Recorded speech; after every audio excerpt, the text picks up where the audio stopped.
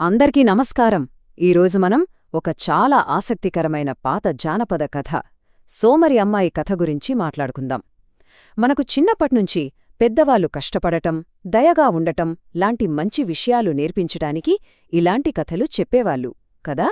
సరే, కాలం ఎంత మారినా సరే కొన్ని జీవిత పాఠాలు ఎప్పటికీ మారవు.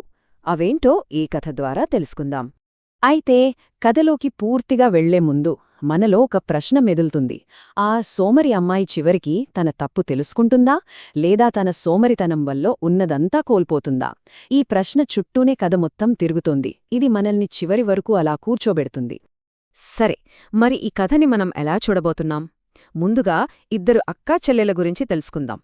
ఆ తర్వాత వాళ్లకి అడవిలో ఎదురైన పరీక్షలేంటో చూద్దాం. అబ్బో, ఒక తెరవకూడని తలుపు కూడా ఉంది కథలో. ఇక వాళ్ల తిరుగు ప్రయాణం ఎలా సాగింది, చివరికి అసలైన బంగారమంటే ఏంటి, ఈ విషయాలన్నీ వివరంగా చూద్దాం. సరే, ఇంకెందుకు ఆలస్యం, మొదటి భాగంలోకి వెళ్ళిపోదాం. ఇద్దరు అక్కాచెల్లెల కథ. ఇక్కడి నుంచే అసలు కథ మొదలవుతుందన్నమాట. వాళ్లెవరూ, వాళ్ల ప్రయాణం మొదలవడానికి కారణమేంటి చూద్దాం. చూడండి, ఇక్కడే కథలో అసలు విషయముంది. ఒక సోదరి లిల్లీ చాలా కష్టపడి పనిచేస్తుంది, చాలా మంచిదే. కాని మరోవైపు తన చెల్లెలు ఐవీ ఉంది కదా, భలే సోమరి, పైగా చాలా స్వార్థపరురాలు. వాళ్ల క్యారెక్టర్లే వాళ్ల భవిష్యత్తుని ఎలా మలుపు తిప్పుతాయో మనం చూడాలి. కథ ఎలా మొదలవుతుందంటే, వాళ్ళ నాన్న ఒకరోజు వాళ్లను పిలిచి చెప్తారు, అమ్మాయిలు, చలికాలం వచ్చేస్తోంది, ఇంట్లో తినడానికి ఏమీ లేదు, మీరు బయటకు వెళ్ళి ఏదైనా పని వెతుక్కోవాలి అని. ఇక వాళ్ల ప్రయాణం ఇక్కడే మొదలైంది. ఇప్పుడు మనం కథలో చాలా ముఖ్యమైన ఘట్టానికొచ్చాం. అదే అడవిలో వాళ్లకు ఎదురైన పరీక్షలు. ఇక్కడే వాళ్ళిద్దరి మధ్య ఉన్న తేడా మనకు క్లియర్గా కనిపిస్తుంది.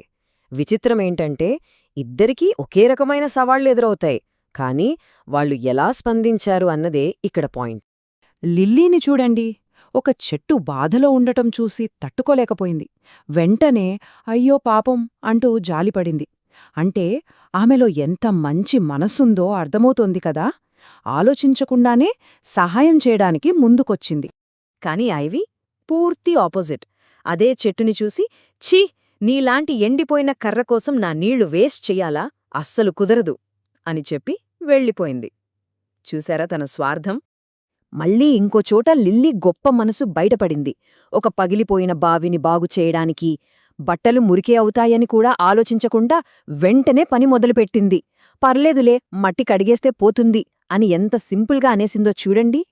అదే ఐవీ అయితే, ఏంటి పిచ్చిపట్టిందా, ఇప్పుడే నెయిల్ పాలిష్ వేసుకున్నాను, ఆ మురికిరాళ్లోనూ నేను ముట్టుకోను అంటుంది.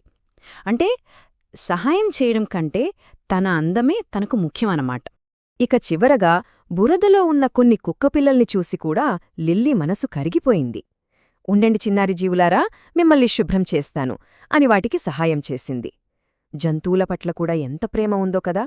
మరి ఐవీ ఆ కుక్కపిల్లల్ని చూసి అసహ్యించుకుంది. ఛీ, అసహ్యంగా ఉన్నాయి, నా బూట్లు పాడుచేయకండి, పొండవతలకి అని కేకలు వేసింది. ఆమెలో జాలి అనేది కొంచెం కూడా లేదని ఇక్కడ ప్రూవ్ అయిపోయింది. ఓకే, ఇప్పటివరకు అడవిలో జరిగిన పరీక్షలు చూశాం. ఇప్పుడు కథ క్లైమాక్స్కొచ్చేసింది. స్ఫటికాల ప్యాలెస్ దగ్గర వాళ్ల నిజాయితీకి అసలైన పరీక్ష ఎదురైంది. ఆ తెరవకూడని తలుపు. ఇక్కడి రూల్స్ చాలా స్ట్రిక్ట్, వాటిని మీరితే పరిణామాలు కూడా చాలా తీవ్రంగా ఉంటాయి. ప్యాలెస్లో వాళ్లకిచ్చిన రూల్ చాలా సింపుల్. 1. 6 గదుల్ని శుభ్రం చేయాలి. 2. ఆ 7వ తలుపుని మాత్రం ఎట్టి పరిస్థితుల్లోనూ తెరవకూడదు. అంతే. ఇది వాళ్ల కంట్రోల్ని, నిజాయితీని టెస్ట్ చేసే రూల్ అన్నమాట. ఇక్కడ కూడా వాళ్ల క్యారెక్టర్లు బయటపడ్డాయి. లిలీ ఏమో, సరే నేను మీ రూల్ పాటిస్తాను అని నిజాయితీగా చెప్పింది. కాని ఐవీ, అబ్బో, ఈ పనంతా ఎవరు చేస్తారు, ముందు ఆ తలుపు వెనక ఏముందో చూస్తానో అనుకునే ఆత్రంగా అటువైపు వెళ్ళిపోయింది. చూశారా ఎంత తేడా ఉందో? సరే, ఇక ఇంటికి తిరిగి వెళ్లే టైం వచ్చింది. ఈ ప్రయాణంలో వాళ్లు చేసిన పనులకు తగ్గ ఫలితం ఎలా దక్కిందో మనం చూడబోతున్నాం. ప్రతి యాక్షన్కి ఒక రియాక్షన్ ఉంటుందంటారు కదా, అది ఇక్కడ నిజమవుతోంది. లిల్లీ చేసిన ప్రతి మంచి పనికి ఒక బహుమతి తిరిగి వచ్చింది. ప్యాలెస్లో నిజాయితీగా ఉన్నందుకు బంగారం, తాను సహాయం చేసిన చెట్టేమో తియ్యటి యాపిల్స్ ఇచ్చింది, బావేమో వేడివేడి యాపిల్ పైస్ ఇచ్చింది, ఆ కుక్క పిల్లలేమో ముత్యాలిచ్చాయి. వావ్! దయకు దక్కిన ప్రతిఫలమంటే ఇదే. మరి ఐవీ పరిస్థితి ఏంటి? పూర్తి రివర్స్. ఆమె ఎవరినైతే అవమానించిందో ఆ చెట్టు, ఆ బావి, ఆ కుక్కపిల్లలు అన్నీ ఆమెకు సహాయం చేయడానికి నిరాకరించాయి. తన కర్మఫలాన్ని తనే అనుభవించింది. ఇప్పుడు కథలో మనం నేర్చుకోవాల్సిన అసలైన నీతి దగ్గరికి వచ్చాం. దయయే అసలైన బంగారం. ఒక సోదరి సంపదతో ఇంటికి వస్తే ఇంకొకరు పశ్చాత్తాపంతో తిరిగి వచ్చింది. అసలు వీళ్ల అనుభవాల నుంచి మనమేం నేర్చుకోవాలి? పాపం ఐవీ ఖాళీ చేతులతో మురికి బట్టలతో ఇంటికి తిరిగి వచ్చింది. తన అత్యాశ, తన సోమరితనం వల్లే ఈ పరిస్థితి వచ్చిందని అప్పుడు బాధపడింది. అంటే తను తీసుకున్న నిర్ణయాలే తనని ఈ స్థితికి తెచ్చాయని అర్థమైంది. అప్పుడు లిల్లీ తన చెల్లెలితో ఒక అద్భుతమైన మాట అంటుంది.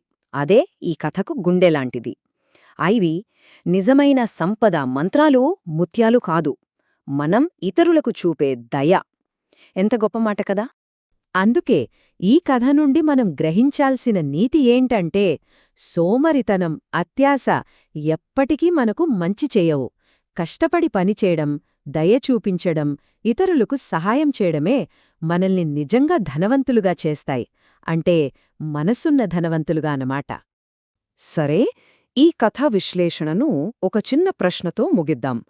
ఒక మనిషిని నిజంగా ధనవంతుడిని చేసేది ఏది? ఈ కథ మనకొక దారి చూపించింది, కానీ దీని గురించి మనమందరం ఆలోచించాలి. ధన్యవాదాలు.